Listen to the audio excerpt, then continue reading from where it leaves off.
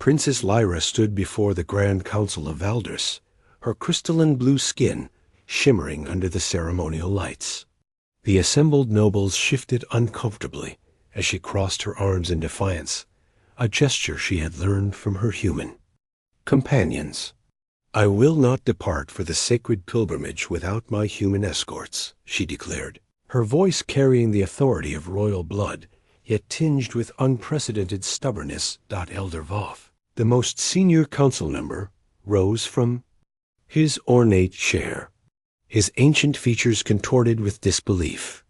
"Your Highness, the sacred pilgrimage to the crystal moons has been undertaken by Valdis royalty for 3,000 cycles. Never has an alien species been permitted to accompany a member of our royal lineage." Lyra's violet eyes flashed with determination.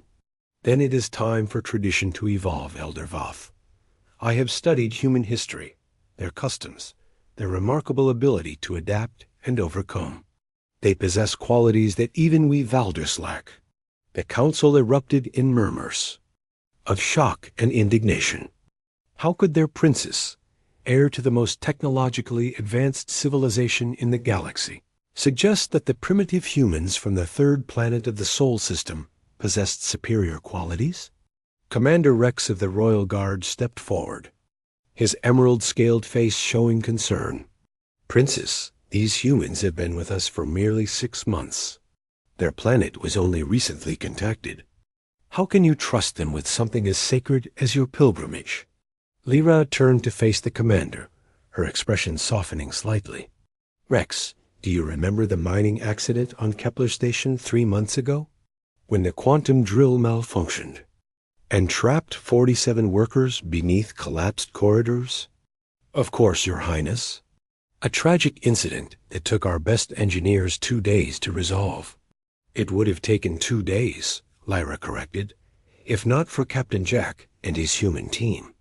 They volunteered to crawl through spaces too narrow for our physiology, rigged explosive charges with materials they improvised from scraps, and created escape routes our computers said were impossible. They saved 32 lives that day."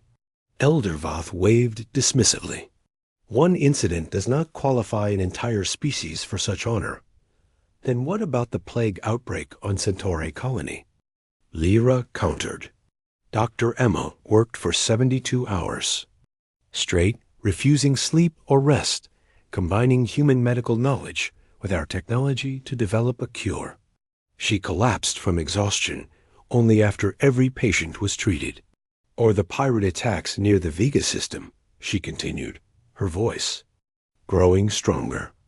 "When our ship's advanced shields failed against their adaptive weapons, it was Lieutenant Mike who suggested using their ancient concept of guerrilla warfare.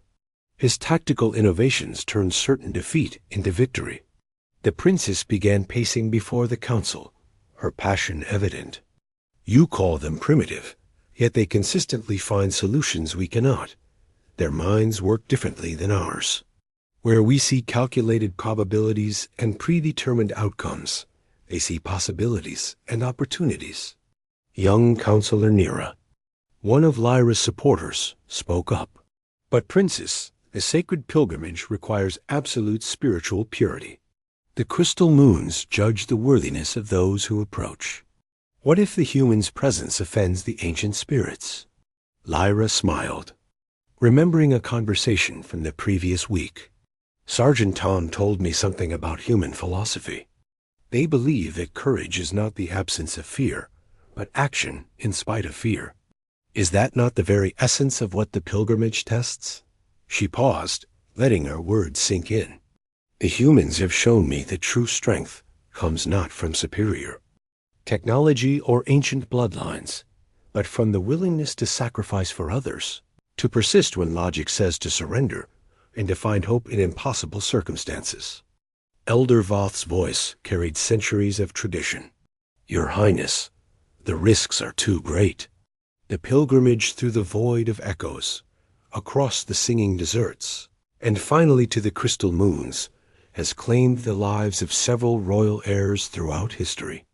We cannot be responsible for the safety of these aliens." "Responsible?" Lyra laughed, the sound carrying both mirth and disbelief. Elder Voth, these humans have spent their entire existence on a world that actively tries to eliminate them. Natural disasters, predators, diseases, resource scarcity, and their own conflicts have forged them into the most resilient species I have ever encountered. She gestured toward the viewing screen, displaying Earth. Their planet has no protective magnetic shield like Valdris. Solar radiation bombards them daily. Their weather systems are chaotic and destructive. Yet they not only survive but thrive, creating art, music, literature, and scientific discoveries that astound our greatest minds. Commander Rex stepped closer. Princess, even if we accept their capabilities, the sacred pilgrimage is deeply personal. It is meant to be a solitary journey of self-discovery. Nothing about leadership is solitary, Rex, Lyra replied firmly. A princess who cannot rely on trusted allies, who cannot recognize wisdom regardless of its source, is no leader at all. The humans have taught me that the greatest victories come through unity, not isolation. She turned back to the council with final resolve. The humans will accompany me, or I will not undertake the pilgrimage at all. I would rather forfeit my claim to the throne and abandon the beings who have shown me what true loyalty and courage mean. The chamber fell silent. After long minutes, Elder Voth sighed deeply. Very well, Princess. But know that you do this against centuries of precedent. Lyra smiled, her decision unwavering.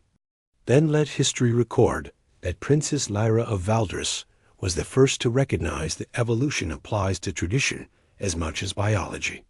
As the council dismissed, Lyra felt certain her human companions would not only survive the sacred pilgrimage, but would change its very meaning forever.